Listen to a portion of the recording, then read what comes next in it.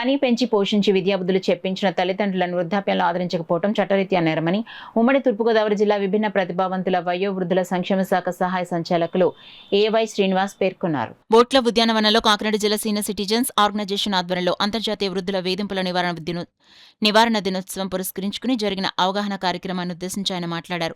తల్లిదండ్రులు వృద్ధుల పోషణ నిమిత్తం 2007లో కేంద్ర ప్రభుత్వం ఒక చట్టాన్ని అమల్లోకి తీసుకొచ్చిందన్నారు. ఈ చట్టం ప్రకారం వారు సాధారణ జీవితం గడిపే విధంగా పిల్లలు, బంధువులు బాధ్యత వహించాలన్నారు. ఆస్తులను రిజిస్ట్రేషన్ చేయమని, బ్యాంక్ ఖాతాలను మార్చమని వేధించడం లేదా ఒత్తిడి చేయడం నేరమన్నారు.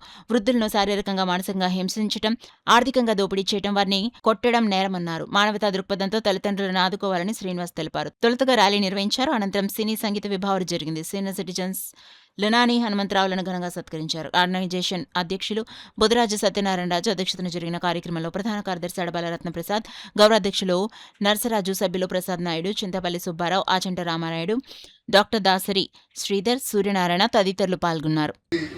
పిల్లల మీద బుద్ధి ప్రేమతోటి వాళ్ళకున్నటువంటి కొద్దిపాటి ఆస్తిపాస్తులు చివరి దశలో ఉంచుకోకుండా పిల్లల పేరులో మొత్తం పెట్టేసి అనాథలైపోయినటువంటి పరిస్థితులు ఎన్నో ఉన్నాయి. అటువంటి కేసులు వందల వేల కొద్ది కూడా మన ఏడీ గారి దగ్గరికి, ఆర్డీఓ గారి దగ్గరికి వస్తూ ఉన్నాయి. మా దృష్టికి వచ్చినవన్నీ కూడా మరి ఆర్డీఓ గారి కోర్టులో పెట్టడం, 3 జిల్లాల్లోనే ఆయనకి ఎన్నో కేసులు.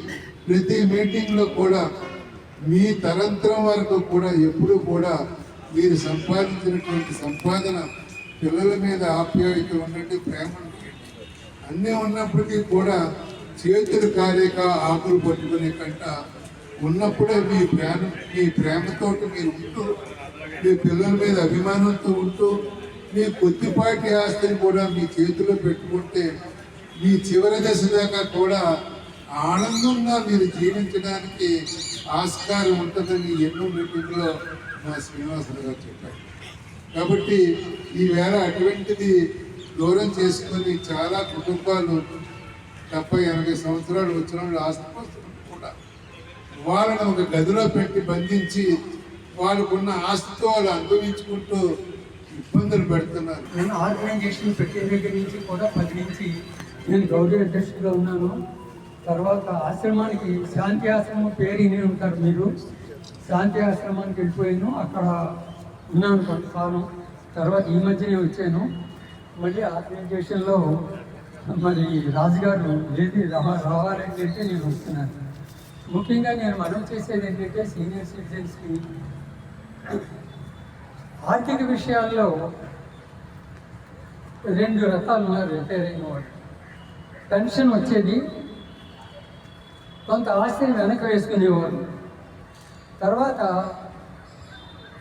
3వ మార్గంలో ఉండేవాళ్ళు ఏంటంటే ఉన్నదంతా కూడా పిల్లలకి చదువులకో సంధ్యలకో ఇచ్చేసి వాళ్ళ మీద ఆధారపడి ఉన్నవాళ్ళు.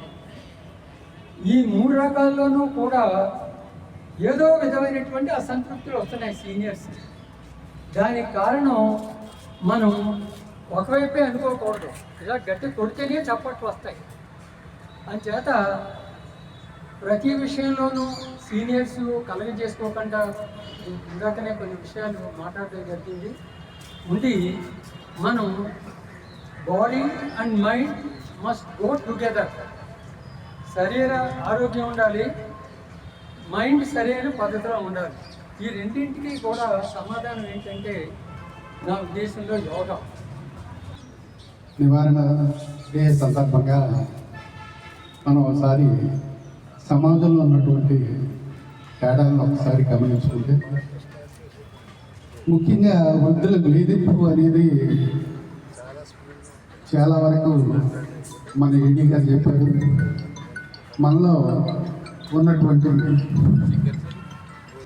మనం అనేక స్థాయిలు దాటుకొని ఈ స్థాయికి వచ్చాము, నాకంతా తెలుసు అనే భావంతో మనం ఉంటాం. అట్లాగే తరాలు మారుతున్నాయి, జనరేషన్ మారుతున్నాయి. జనరేషన్స్ మనకన్నా తెలివైన వాళ్ళు జనరేషన్స్లో నెక్స్ట్ జనరేషన్స్లో ఉంటున్నారు. కాబట్టి ఏడీ గారు చెప్పినట్లు మన స్థాయి అంతా, మన లిమిట్స్ ఎంత, మన లిమిటేషన్స్ బట్టి నడిస్తే ఈ రకమైనటువంటి ప్రాబ్లం ఉండదని నా అభిప్రాయం. ఎందుకంటే మన తర్వాత తరం అంటే మన పిల్లలు వాళ్ళ పిల్లల్ని వాళ్ళకి కావాల్సినట్టుగా పెంచుకోవాలని వాళ్ళు అనుకుంటారు. మన పిల్లల్ని మనకు కావాల్సినట్టు మనం పెంచుకున్న వాళ్ళ ఉన్నతులుగా జాతీయ చెల్లిద్దాం. అట్లాగే మన పిల్లలకు కూడా ఆస్తులు ఉంటాయి కాబట్టి వాళ్ళకి అది వదిలేయాలి. కొంతమంది చాలా చెప్తుంటారు తాతగారు పాడు చేస్తున్నారు మనం అంటే గారం ఉండొచ్చు, తల్లిదండ్రులకి కూడా ఉంటుంది, వాళ్ళకి బాధ్యత కూడా ఉంటుంది. కాబట్టి ఆ విషయాల్లో మనం ఇంట్రెస్ట్ అవ్వకుండా సలహాలు కూడా ఎంతవరకు అంటే మన సలహాలు వాళ్ళు తీసుకుంటుంటే మనం సలహాలు ఇవ్వచ్చు. వాళ్ళ సలహాలు తీసుకొని పరిస్థితిలో ఉన్న వాళ్ళకి మనం సలహా ఇచ్చి వాళ్ళ కోపానికి మనకు గురవడం అంత మంచి. సమావేశం అంటే ప్రపంచ వయోవృద్ధుల వేధింపుల నివారణ దినం. అంటే ఒక రోజు మనం పెట్టుకున్నాము.